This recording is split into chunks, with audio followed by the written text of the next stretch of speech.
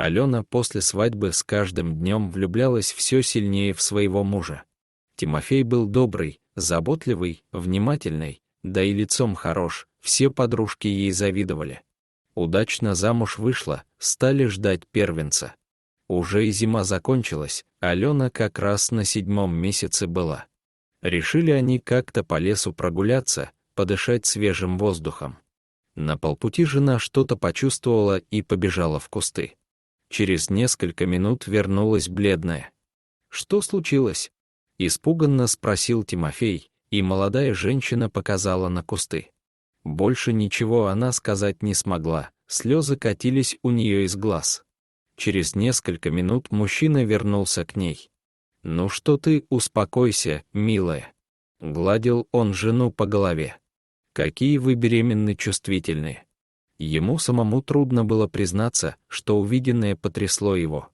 Зрелище это было не для слабонервных, а уж тем более не для беременных. Там лежала расстрелянная волчица, а рядом с ней Тимофей нашел ее детеныша. Малыш скулил, плакал и тыкался носом. Парень не смог оставить его погибать в лесу и забрал домой. Алена была не против. Ей, как будущей матери, было жалко любого ребенка, даже волчьего. «Ничего», — сказал Тимофей, — «воспитаем, как надо будет». А через несколько дней у Алены начались преждевременные роды.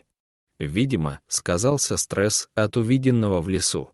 2 недели спустя в дом принесли малютку, дочку. Волчонок с любопытством обнюхивал кроватку и вилял хвостом. С тех пор они были неразлучны.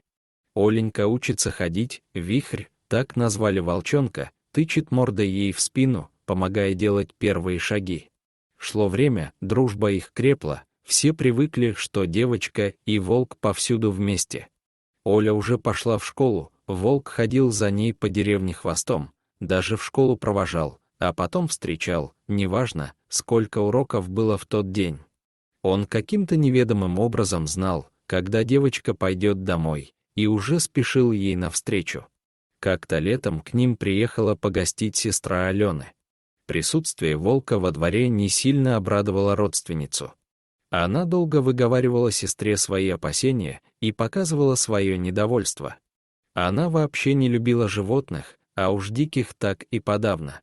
Волк отвечал ей тем же, при виде женщины он скалил зубы и поднимал шерсть на холке. Хозяевам ничего не оставалось, как посадить волка в клетку. Оля скучала без прогулок с другом. Раньше они часто гуляли вместе по деревне и ближним лесным полянам. Девочка сидела во дворе возле волка и просила Бога, чтобы эта противная тетка поскорее уехала из их дома. Да и Алена с Тимофеем уже тяготились присутствием родственницы, но сестра не торопилась уезжать. Дома одной плохо, а тут очень хорошо, свежий воздух, еще и родственников полдеревни. «Пока всех не обойду, не уеду», — заявила она. А тут уже и осень настала, пора ягод и грибов. Оля с деревенскими ребятишками решила сходить в лес за грибами.